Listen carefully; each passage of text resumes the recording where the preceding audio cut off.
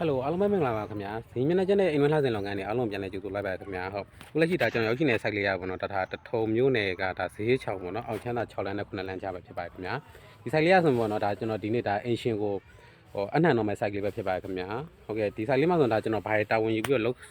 ခဲ့ပေးလဲဆိုလို့ရှိရင်ပေါ့နော်ဒီမှာဆိုရင်ဒါကျွန်တော်အိမ်ထဲကိုအတွင်းပြင်ဆေးပါမယ်ဒီမျက်နှာချက်ဒီဇိုင်းအလှလေးပါမယ်ပေါ့နော်ပြီးဒီမီးလိုင်းတွေပါမယ်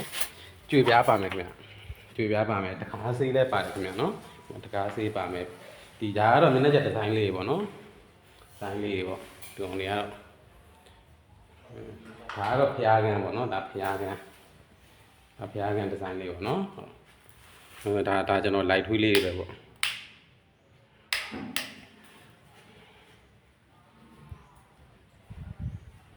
ါဒီကောင်လေးကတော့ဒါကျတော့ကျွန်တော်မျက်နှာချက်လေးပေါ့နော်မျက်နှာချက်ဒါမီ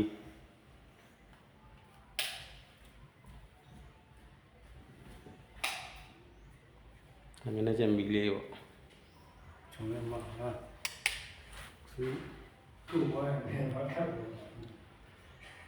ဒီမှာဆိုရင်ဒါအခန်းနှစ်ခန်းပေါ့နော်အခန်းနှစ်ခန်းမှာဆိုရင်ဒါတကားစီသေးပါမယ်ဗျာဒါတကားစီသေးလေးပါမယ်ပြီးဒါအခန်းနှစ်ခန်းရဲ့ဒါအသေးပုံလေးပေါ့နော်ဒီမီးပွင့်လေးကတော့ဒါခဏရတာကျွန်တော်ပြန်ကတ်ပါဗျာပေါ့လေပြန်တင်ပေးလိုက်မယ်ဒါအခန်းပုံလေးပေါ့နော်အခန်းမှာအခန်းဆိုလည်းဒီကောင်လိုက်ထွေးလေးပါပေါ့နော်လိုက်ထွေးလေးပါဗျာဒီအသေးပုံမှာဆိုလည်းဒါ modern လေးပေါ့နော်နှစ်ထပ်လေးပေါ့ဒီအခန်းလေးကတော့ဒါအင်ရှင်ကိုကတော့ဒါဧည့်သည်ထားမဲ့ခန်းလေးလို့ပြောရခင်ဗျာဒီအခန်းလေးရပါတော့ဒီခန်းလေးမှာဆိုဒါ light ထွေးပါမယ်ဒါရိုးရိုးမီလေးပေါ့နော်light ထွေးလေးပေါ့ဒါ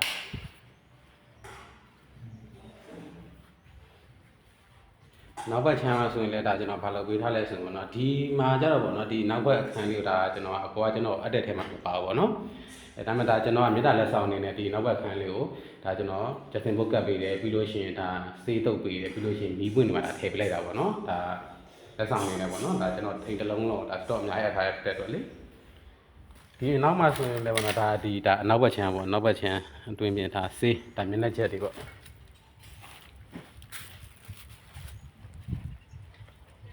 ဒါဆိုလည်းဒါဒီကြောက်ပြားပေါ့နော်ဒါစမဲအောက်မှာဆိုတော့ဒါကျွန်တော်ကြောက်ပြားကတ်တယ်ခင်ဗျဟုတ်ကဲ့အခုလိုမျိုးပေါ့နော်ဒါကျွန်တော်ဒါပြည်ပနေယုံကြည်သွားအနှံပေးလာတဲ့ဒါအကိုပေါ့နော်အကိုတို့လင်မယားပေါ့နော်ဒါထိုင်းရနေလှမ်းအပ်ပေးတာပေါ့နော်ဒါကျေးဇူးအများကြီးတင်ပါတယ်ခင်ဗျာဟုတ်ကဲ့ဒါကျွန်တော်ရဲ့